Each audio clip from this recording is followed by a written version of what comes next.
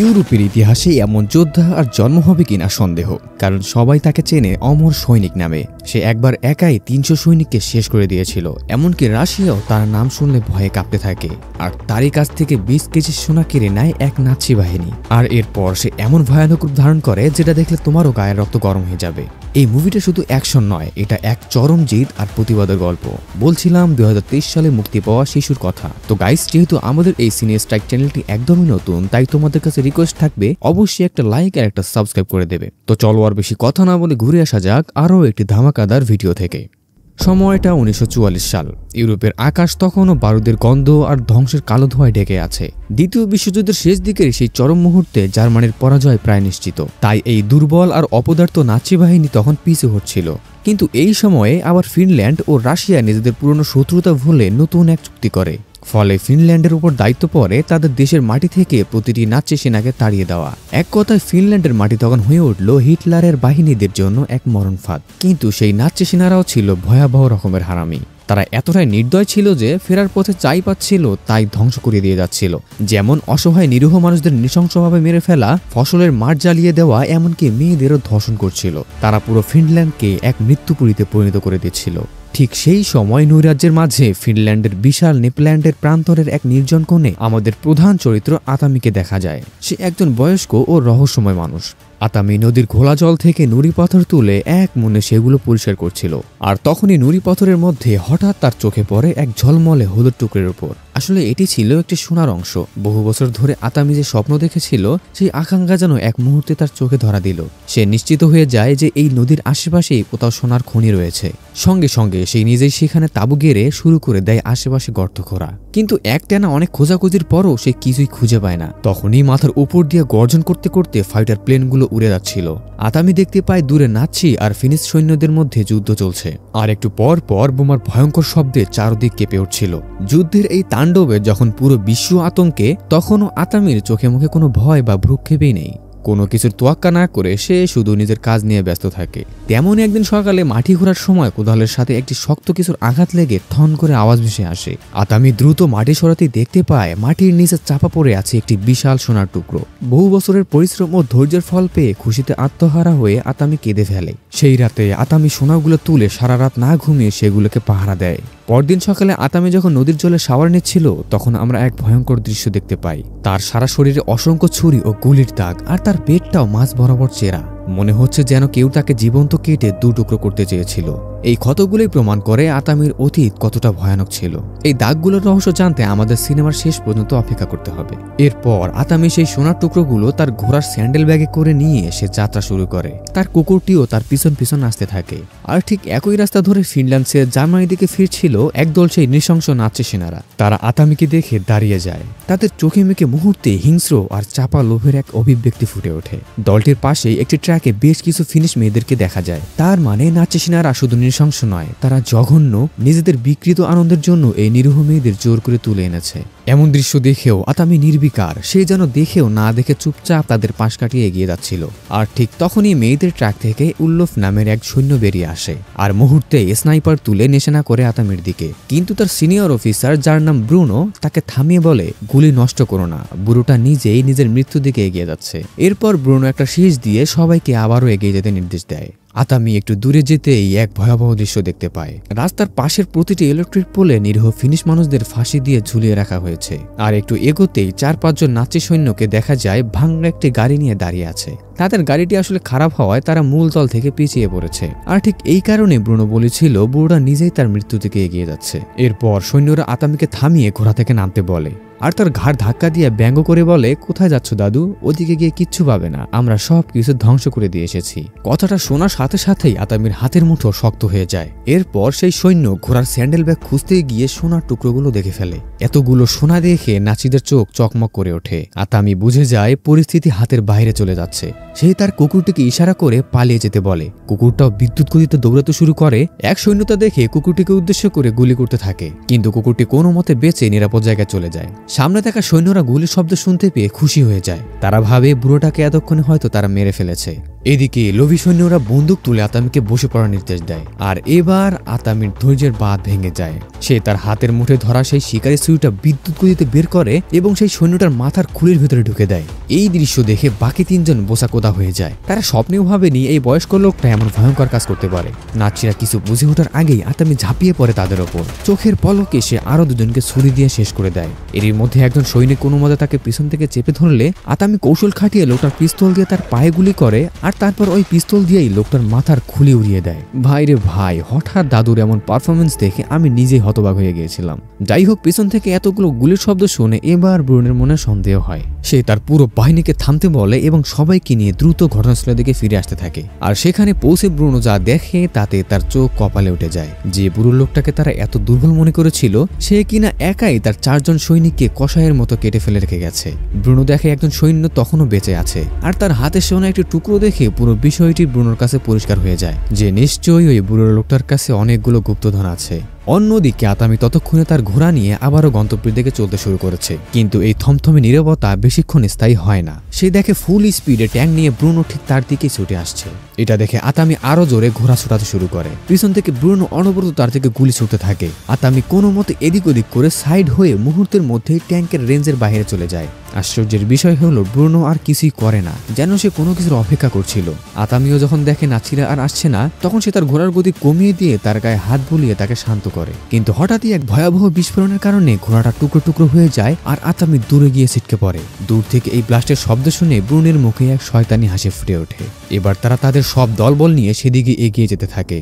ওদিকে আতামি তার চোখের সামনে তার প্রিয় ঘোড়াটিকে এমন বিভৎসভাবে মরতে দেখে তাকে জড়িয়ে কাঁদতে থাকে। তখনই আমরা দেখতে পাই আশেপাশে অজস্র মাইন বোম পুঁতে রাখা রয়েছে।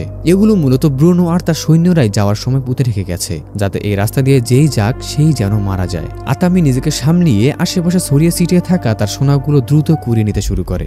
এটা তার জীবনের শেষ সম্বল, কোনোভাবে সে এই সোনাগুলো হারাতে চায় না।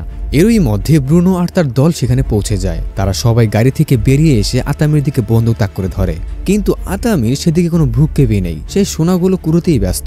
ব্রুনো স্থির হয়ে দাঁড়িয়ে ভাবতে থাকে এই লোকটা কি পাগল নাকি?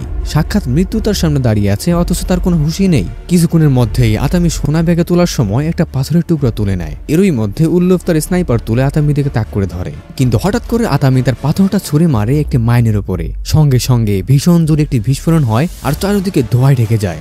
নাচিগুলো ভয় পেয়ে এলো পাথারে গুলি চালাতে শুরু করে। আতামি তার হাতে থাকা স্টিলের ডিসটাকে ঢাল বানিয়ে সেই গুলিগুলোকে প্রতিরোধ করতে থাকে। ব্রুনো বুঝতে পারে এভাবে গুলি নষ্ট করে লাভ নেই। সে সবাইকে থামার নির্দেশ দেয়। যেহেতু ওই রাস্তায় অনেক মাইন পাতা রয়েছে তাই তারা ট্যাঙ্ক বা গাড়ি নিয়ে এগোতে পারবে না। তাই সে এবার একজন সৈনিককে ওদিকে যাওয়ার নির্দেশ দেয়। সৈন্যটা খুব ভয়ে ভয়ে এগোতে থাকে। এরই মধ্যে হঠাৎ একটি মাইন এসে সৈন্যটার মাথার উপরে পড়ে আর সাথে সাথে সৈন্যটা টুকরো টুকরো হয়ে যায়। ব্রুনো আর তার বাকি টিম এই দৃশ্য দেখে থতমত খেয়ে যায়, কারণ তারা 6 বছর ধরে যুদ্ধ করেছে কিন্তু এমন নৃশংস দৃশ্য তারা কোনোদিন দেখেনি। এবার ব্রুনো আরো 2 জন সৈনিককে এগিয়ে যেতে বলে। এই দুজন এবার রাস্তা দিয়ে না গিয়ে রাস্তার পাশ দিয়ে দৌড়াতে থাকে। আর একটু দূর যেতেই একজন বিস্ফোরণে ভয়ঙ্করভাবে মারা যায় আর একটু পরে অন্যজনও তার মতো করেই মারা যায়। হতভম্ব হয়ে ব্রুনো তখন উল্লেফকে জিজ্ঞেস করে, তোমরা এখানে কতগুলো মাইন বিছিয়েছিলে? উল্লেফ বলে, আমাদের কাছে যা মাইন ছিল সব এখানে বিছিয়েছি। ব্রুনো এবার নিজে ঘোড়াটার দিকে এগিয়ে যায় আর ওখানে একটা ট্যাগ দেখতে পায়। ব্রুনো ভাবে এভাবে চলতে থাকলে সব সৈন্যরা মারা যাবে, তাই সে সাথে করে নিয়ে আসা ফিনিশ মেয়েদের 2 জনকে বের করে আর তাদের 2 জনের কোমরে দড়ি বেঁধে রাস্তার 2 দিক দিয়ে হাঁটতে বলা হয়। মেয়ে দুটো ঠিক সেই দূরত্বে হাঁটছিল যতটা দূরত্ব ট্যাঙ্ক ও 2 চাকার মাঝখানে ছিল। অর্থাৎ কোনো মাইন থাকলে প্রথমে মেয়ে 2 জনই মারা যাবে। একবার ভাবুন তারা ঠিক কতটা নৃশংস আর নির্দয়। এই ফাঁকে ব্রুনো যে ট্যাগটি পেয়েছিল সেটির খোঁজ শুরু করে। উল্লুফ সরাসরি জেনারেলের সাথে কথা বললে তার মুখ ফ্যাকাশে হয়ে যায়। আসলে জেনারেল জানায়, তোমাদের ভাগ্য ভালো যে তোমরা এখনো বেঁচে আছো। এই লোকটার নাম আতামি কর্পে। সে ফিনল্যান্ডের সবচেয়ে ভয়ঙ্কর যোদ্ধা। ফিনল্যান্ড রাশিয়া উইন্টার যুদ্ধে আতামির পুরো পরিবার মারা যায়। সেই শোক আর রাগ তাকে আরো বিপজ্জনক করে তোলে। ফিনিশ আর্মিরা তাকে সামলাতে না পেরে তাকে একাই রাশিয়ানদের সাথে যুদ্ধ করতে পাঠিয়েছিল, যাতে সে সেখানে গিয়ে মারা যায়। কিন্তু উল্টো সেখানে আতামি একাই প্রায় 300 রাশিয়ান সৈন্যদেরকে মেরে ফেলেছিল। বহু চেষ্টা করেও রাশিয়ানরা তাকে মারতে পারেনি। তখন রাশিয়ানরা তার নাম দেয় শিশু, যার অর্থ অমর। জেনারেল কঠোরভাবে নির্দেশ দেয়, তোমরা ভুলেও এই লোকটার সাথে ঝামেলায় জড়িও না, এখনই নরওয়ের দিকে ফিরে যাও। কিন্তু ব্রুনো এই সতর্ক বার্তাকে কোনো পাত্তাই দেয় না। সে বলে, আমরা এমনিতে যুদ্ধে হেরে গেছি আর খালি হাতে জার্মানিতে ফিরে গেলে আমাদের ফাঁসি দেওয়া হবে। তার চেয়ে আমরা এই বুড়োটাকে মেরে তার সোনা হাতিয়ে নেব। কিন্তু তারা তো আর জানে না এটা কোনো বুড়ো নয়, এটা পুরোটাই একটা বম। যাই হোক, ইতিমধ্যে তারা সেই মাইন পাতা এলাকা ছেড়ে বেরিয়ে এসেছে। তাই ব্রুনো তার সৈন্যদের ফুল স্পিডে ট্যাঙ্ক চালানোর নির্দেশ দেয়। অন্যদিকে আমরা আতামিকে দেখতে পাই, সে কোনো মতে সেই ভয়ঙ্কর জায়গা থেকে পালিয়ে নিয়ে এসেছিল, কিন্তু বোমার আঘাতে সে তখন অনেকটাই দুর্বল হয়ে পড়েছে। আতামি তখন একটা গাড়ির কাছে বসে বিশ্রাম নিতে থাকে, আর তখনই তার কুকুরটা তার গন্ধ শুকে আবারও তার কাছে ফিরে আসে। আতামির পায়ে গুলি লেগেছিল, তাই সে একটা বেল্ট শক্ত করে বেঁধে এরপর ছুরি দিয়ে সেই গুলিটা বের করে ফেলে। একবার ভাবুন তার মনের জোর ঠিক কতটা। মুভির শুরুতে আতামির শরীরে যে অজস্র ক্ষতের দাগ দেখেছিলাম সেগুলো মূলত যুদ্ধের সময় ক্ষতগুলো হয়েছিল। যাই হোক, গুলিটি বের করার পরপরই আতামি ব্যথায় জ্ঞান হারায়। তবে একটু পরেই ট্যাঙ্কের শব্দে তার আবার হুঁশ ফিরে আসে। সে দেখে নাচি সৈন্যরা তাকে খুঁজতে খুঁজতে একদম কাছাকাছি চলে এসেছে। আতামি তখন দ্রুত নিজেকে সরিয়ে নেয়, আর ঠিক তখনই পাশ দিয়ে একটা ট্যাঙ্ক গাড়ি চলে যায়। ভাগ্যবশত তারা তাকে দেখতে পায় না, কিন্তু পেছনে দুটো ট্র্যাকিং কুকুর আসছে, যারা তার গায়ের গন্ধ শুকে খুব ভালোভাবে বুঝে যাবে যে সে এখন কোথায় লুকিয়ে আছে। আতামি কি করবে ভেবে না পেয়ে সে দ্রুত গড়িয়ে একটা গাড়ির নিচে চলে যায় এবং কিছু একটা ধুয়ে ঝুলে থাকে, কিন্তু তার শরীরের গন্ধ পেয়ে কুকুরগুলো দ্রুত তার দিকে আসতে থাকে।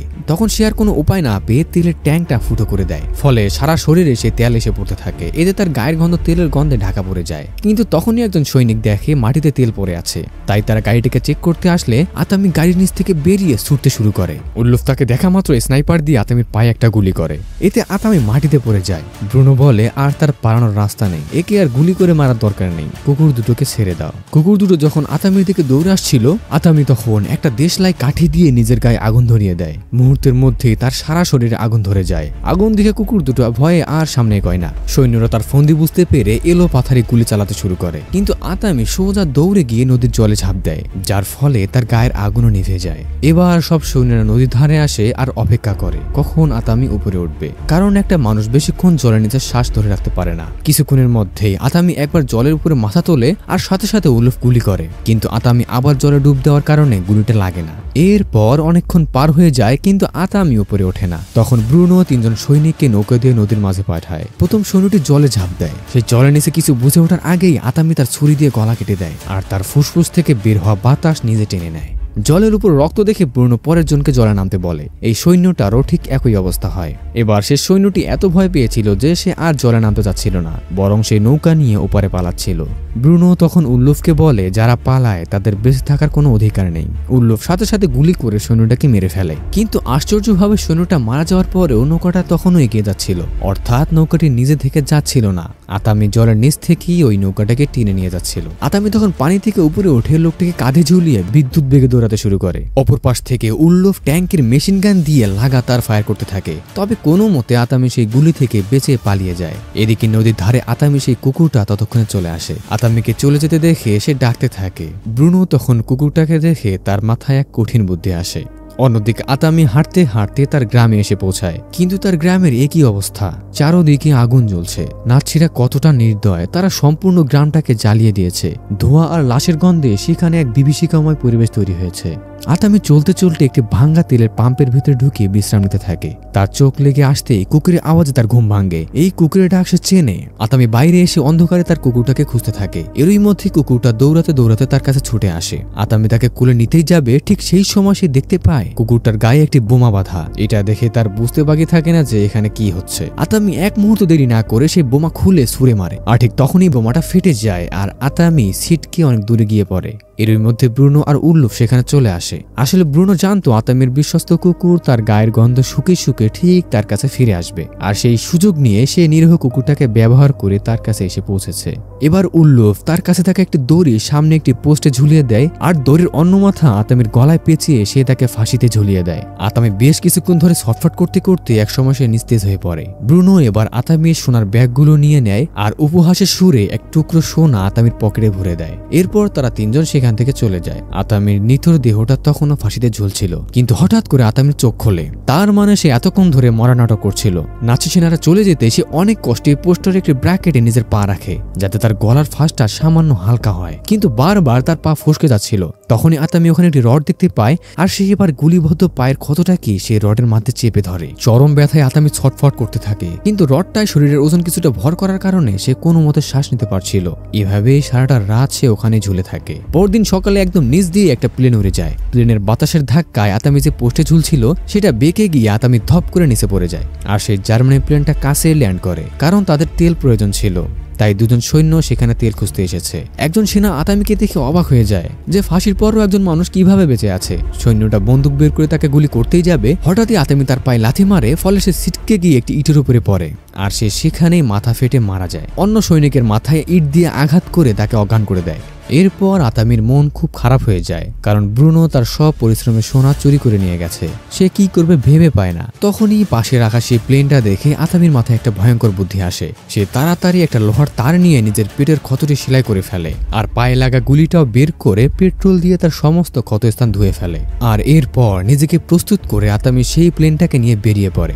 এদিকে ব্রুনো তার দল নিয়ে খুবই দ্রুত নরওয়ের দিকে যাচ্ছিল। এই সময় সে শুধু উল্লুফকে নিয়ে ওখান থেকে পালিয়ে যাওয়ার প্ল্যান করে। সামনে একটা প্লেন তাদের জন্য অপেক্ষা করছে, কিন্তু কিছু দূর যেতেই তারা দেখে রাস্তার মধ্যে একটা ফাইটার প্লেন বিধ্বস্ত হয়ে পড়ে তাদের রাস্তা প্রায় বন্ধ করে দিয়েছে। প্লেনে কেউ আছে কিনা সেটা দেখার জন্য গেলে তারা দেখে প্লেনে একটি মৃত নাচি সৈন্য রয়েছে। আর তার গলায় বাঁধা দড়িটা দেখে উল্লুফ চিনতে পারে, কারণ এই দড়ি দিয়েই সে কাল রাতে আতামিকে ফাঁসি দিয়েছিল। ব্রুনো এবার প্রচন্ড ভয় পেয়ে যায় যে এটা কি করে সম্ভব। সে তো নিজের চোখে দেখে এসেছিল সে মারা গেছে।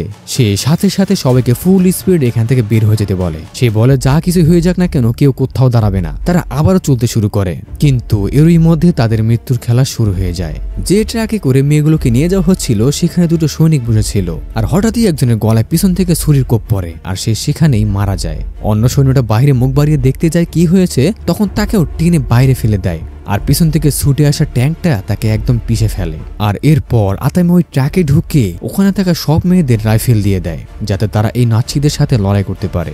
এরপর আতামি আবারও বাইরে বেরিয়ে আসে। ট্রাকটা যে চালাচ্ছিল তার কানের পাশে হঠাৎ একটি লোহার রড ঢুকিয়ে দেয়, তবে সে বেঁচে গেলেও পরেরটা সোজা তার মাথার খুলি এফর ওফর করে দেয়। এরপর লোকটাকে টেনে বাইরে ফেলে দিলে তখন মেয়েগুলোর মধ্যে একজন ট্রাকটা চালাতে শুরু করে। মেয়েটি ট্রাকটার গতি বাড়িয়ে সামনে থাকা নাচিদের পাশে যায়, আর সাথে সাথে ভিতর থেকে মেয়েরা রাইফেল বের করে সব কটা সৈন্যকে গুলি করে মেরে ফেলে। এদিকে আতামি বা ট্র্যাক থেকে ট্যাঙ্কের উপর ঝাঁপিয়ে পড়ে। সে তার হাতে ধারালো কুরুল দিয়া ট্যাঙ্কের উপর অনবরত আঘাত করতে থাকে। ঠিক সেই সময় ব্রুনো বুদ্ধি করে ট্যাঙ্কে ব্রেক করে, আর আতামি নিচে পড়ে যায়। মুহূর্তের মধ্যে গেট খুলে উল্লুফ বাইরে বেরিয়ে এলো পাথারি গুলি চালাতে শুরু করে। তবে আতামি কোনো মতে বেঁচে যায় এবং আবার ট্যাঙ্কে উঠে পড়ে। আর এবার শুরু হয় আতামি আর উল্লুফের মধ্যে হাতাহাতি। আতামি এক ঘুষিতে উল্লুফের হাত ভেঙে দেয়। দুজনেই একসময় ট্যাঙ্ক থেকে নিচে পড়ে যায়। ব্রুনো যখন পেরিস্কোপ দিয়ে দেখে তারা নিচে পড়ে গেছে, সেই তখন এই সুযোগে দ্রুত সেখান থেকে পালিয়ে যেতে থাকে। ওদিকে আতামি উল্লুফকে মারতে মারতে অবস্থা খারাপ করে ফেলে। সে কুরুল দিয়ে উল্লুফকে মারতেই যাবে, কিন্তু উল্লুফ হাত জোর করে তার কাছে প্রাণ ভিক্ষা চায়। এরই মধ্যে দুজন আরো নাচি সৈনিক সেখানে বাইক নিয়ে চলে আসে। আতামির এমন নৃশংস রূপ দেখে বন্দুক ফেলে ওখান থেকে তারা পালিয়ে যায়। উল্লুফকে ওখানেই ফেলে রেখে আতামি সে বাইক নিয়ে ব্রুনোর পিছু নেয়। উল্লুফ ভাবে সে হয়তো বেঁচে গেছে, কিন্তু তখনই দেখা যায় সেই মেয়েগুলো আস্তে আস্তে তার দিকে এগিয়ে আসছে। তার মানে উল্লুফ এখানেই শেষ। অন্যদিকে ব্রুনো ট্যাঙ্ক নিয়ে ততক্ষণে সেই প্লেনের কাছে চলে এসেছে, যেটাতে করে সে পালাতে যাওয়ার প্ল্যান করেছিল। ব্রুনো তখন তার ট্যাঙ্কের ড্রাইভারকে গুলি করে মেরে ফেলে, আর সে একাই প্লেনে উঠে পড়ে। প্লেনটা যখন টেক অফ করতেই যাবে ঠিক তখনই আতামি সেখানে চলে আসে আর প্লেনের উপর গুলি করতে শুরু করে। এরই মধ্যে প্লেনটা বেশ গতি নিয়ে আকাশে উঠতে শুরু করে। আতামি সাথে সাথে সেই কুরলটা দিয়ে প্লেনে আঘাত করে। কিছুক্ষণের মধ্যেই প্লেনটা আকাশের অনেক উঁচুতে চলে আসে। পাইলটের গলায় গুলি লাগার কারণে সে বেশ আহত হয়ে পড়েছে। ব্রুনো এটা দেখে বলে যাই হয়ে যাক না কেন তাকে নামিয়ে দিয়ে তবেই যেন সে মরে। এদিকে বাইরে তখনও আতামি প্লেনের চাকা ধরে ঝুলছিল। সে তার কুরুল দিয়ে প্লেনের বনেট চিরে কোনো মতে ভেতরে চলে আসে। এটা দেখে আতামিকে আটকানোর জন্য ব্রুনো ককপিট থেকে বেরিয়ে আসে। আর ফাইনালি দুজনের মধ্যে শুরু হয়ে যায় এক ভয়ঙ্কর মারামারির এক পর্যায়ে আতামি দুর্বল হয়ে পড়লে ব্রুনো ক্রমাগত তার মুখে ঘুষি মারতে থাকে। কিন্তু ব্রুনোর এমন মারাত্মক মার খাওয়ার পরেও আতামি বারবার উঠে বসছিল। সে যেন কোনো কিছুতেই হার মানতে চাইছিল না। এই সময় আতামি দেখে পাশেই একটি বিশাল বড় বোমা রাখা রয়েছে। সে ব্রুনের হাতে থাকা হুকটা দ্রুত বোমার সাথে বেঁধে সঙ্গে সঙ্গে বোমাটা রিলিজ করে দেয়। বোমাটা নিচে পড়ে গেলে তার সাথে ব্রুনো প্লেন থেকে সিটকে নিচে পড়তে থাকে। আর কিছুক্ষণের মধ্যেই বোমাটা নিচে পড়ে যায়, আর এক ভয়ঙ্কর বিস্ফোরণের সাথে সাথে ব্রুনো নিশ্চিহ্ন হয়ে যায়। এদিকে এরই মধ্যে প্লেনটা কাত হয়ে নিচের দিকে পড়তে শুরু করে। আতামি দেখে প্লেনের পাইলট অলরেডি মারা গেছে। সে তাড়াতাড়ি প্যারাশুট খুঁজতে থাকে, কিন্তু পুরো প্লেনে একটাও প্যারাশুট ছিল না। আতামি কি করবে ভেবে না পেয়ে সে সোনার ব্যাগ দুটো নিজের কাছে নেয় আর নিজেকে প্লেনের সাথে শক্ত করে বেঁধে ফেলে। কিছুক্ষণের মধ্যেই প্লেনটা প্রচন্ড শব্দে ক্র্যাশ করে। এটা একটা জল জায়গা হওয়ার কারণে চারদিকে কাদা ছিটকে পড়ে। অনেক সময় পার হয়ে যায়, কিন্তু আতামিকে আর দেখা যায় না। এই প্লেন ক্র্যাশে কেউ কি আদৌ বাঁচতে পারে? কিন্তু তখনই দেখা যায় জলের মধ্যে থেকে বুদবুদ করে বাবল উঠছে। আর পরক্ষণেই আতামি তার কুরুল দিয়ে নিজেকে কাদা থেকে বের করে আনে। সাথে সে সোনার ব্যাগ দুটোও বের করে নেয়। এরপর আমরা একটি যুদ্ধ বিধ্বস্ত শহর দেখতে পাই, যেখানে একটি ব্যাংকের সামনে আতামি বাইক নিয়ে আসে আর তার কাঁধে সেই সোনার ব্যাগ দুটো নিয়ে ব্যাংকে প্রবেশ করে। তাকে দেখে সবাই ভয়ে দূরে সরে যেতে থাকে। আতামি সোজা ব্যাংকের কাউন্টারে গিয়ে টেবিলের উপরে সোনাগুলো ঢেলে দেয়। এত পরিমাণ সোনা দেখে সবাই হতবাক হয়ে যায়। আতামি গম্ভীরভাবে বলে, এর বদলে আমার অনেক টাকা চাই, আর অবশ্যই বড় নোট দেবে যাতে ক্যারি করতে আমার কোনো কষ্ট না হয়। আর এখানেই মুভিটা শেষ হয়ে যায়। আসলে এই মুভিটা একজন কিংবদন্তি ফিনিশ স্নাইপারের জীবনের উপর তৈরি করা হয়েছে, আর সেই সৈনিকের নাম হলো সিমো হাইহা। ফিনল্যান্ড রাশিয়া উইন্টার যুদ্ধে এই সিমো হাইহা একাই 300-রও বেশি রুশ সৈনিককে হত্যা করেছিলেন। যাই হোক, সত্যি বলতে আমি যতটা অ্যাকশন এক্সপেক্ট করেছিলাম ততটা পাইনি। স্ক্রিপ্ট লেখা হয়ে গিয়েছিল, তাই আর করার কিছু ছিল না। তো যাই হোক, আজকের ভিডিও এ পর্যন্তই। ভিডিও ভালো লাগলে অবশ্যই একটা লাইক আর একটা সাবস্ক্রাইব করে দিও। আর দেখা হচ্ছে আরও এক নতুন অস্থির ভিডিওর সাথে। ততক্ষণ পর্যন্ত ভালো থেকো, সুস্থ থেকো।